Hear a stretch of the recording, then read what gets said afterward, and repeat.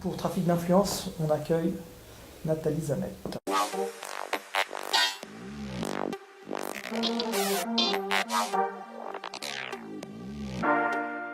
Donc Nathalie Zamet, je suis responsable d'un bureau de tendance, influenceuse. Donc mon but c'est de vraiment voir les tendances qui vont arriver pour l'année prochaine. Alors, est-ce que tu peux nous dire quelques points importants, ton parcours de vie les études que tu as faites ou en tout cas ce qui t'a amené à faire ce que tu fais aujourd'hui? Alors j'ai fait des études de stylisme dans des écoles différentes, Duperré et Elisa à Paris. Et ensuite j'ai eu la chance de travailler pour une marque de prêt-à-porter féminine formée par Vanessa Bruno. Donc ça c'était une super expérience parce que Vanessa Bruno a une vraie connaissance de la couleur. Donc du coup ça m'a appris vraiment à être pointue au niveau des couleurs.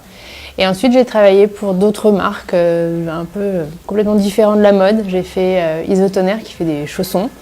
Ensuite j'ai travaillé pour Manoukian BCBG. Là j'ai été mutée dans le sud de la France, donc je suis assez polyvalente, je voyage tout le temps un peu partout. Et ensuite, j'ai travaillé en Angleterre pour une marque qui développait surtout des produits pour des grands magasins. Et ensuite, j'ai intégré les Galeries Lafayette il n'y a pas très longtemps.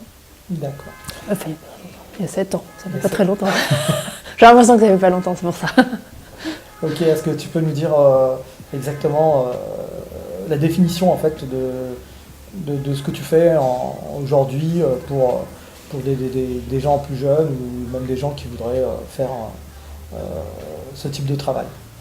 Alors pour travailler dans un bureau de tendance, ce qui est important, c'est vraiment d'avoir une connaissance du stylisme, mais aussi de savoir tout ce qui se passe dans le monde, dans l'art, dans la musique. Il faut s'intéresser à tout. C'est important parce que tout nous influence dans notre métier et ça nous permet un peu de savoir qu'est-ce qui va se passer l'année prochaine. Donc c'est pas que la mode, mais c'est vraiment tout secteur. D'accord. Et en parlant de tendance, aujourd'hui, qu'est-ce qui te surprend, qu'est-ce qui t'anime quelles sont les tendances en gros aujourd'hui en 2017 qui font la mode, qui font le design, qui font tout ça? Ouais, il y a une très grosse influence des années 80-90 qui est un peu notre génération. En fait, tous les jeunes reprennent tous nos codes qu'on avait autrefois. Donc en même temps, nous, ça nous fait plaisir parce qu'on retrouve un peu tous ces codes et les jeunes les découvrent. Donc il y a toutes les influences de Balenciaga qu'on a pu voir et toutes les marques de street, de sport qui reviennent. Même le look avec les leggings revient à fond un peu sport. Donc ça, c'est assez étonnant. Après, aujourd'hui, est-ce que nous, on a envie de reporter ça? Je suis pas sûre. Nous, on est on a un peu grandi, donc on cherche plutôt les choses qui sont plutôt bien faites. Connaître l'origine, pour nous, c'est important. On a tout ce côté éco-conscious de plus en plus. Et on s'aperçoit que les marques, on a certaines marques qui vont vraiment aller sur le côté très jeune et les autres qui vont aller chercher vraiment les belles pièces qui sont bien faites. D'accord. Est-ce que tu penses qu'en termes de tendance aujourd'hui, cette influence, elle est aussi dans le mobilier, dans le design en général? Parce que je crois savoir que dans ton métier, on touche un petit peu pas qu'aux vêtements en fait, c'est ça, hein? Non, on touche à tout, on regarde tout. Enfin, même le gourmet, la nourriture, c'est hyper important, cette influence. Nous, on a la chance qu'on peut faire un peu de voyage au sein de notre entreprise. Donc du coup, je vais à l'étranger, je vais voir ce qui se passe. Et le premier truc, c'est vraiment réserver dans les restaurants et voir ce qui se passe dans les restaurants.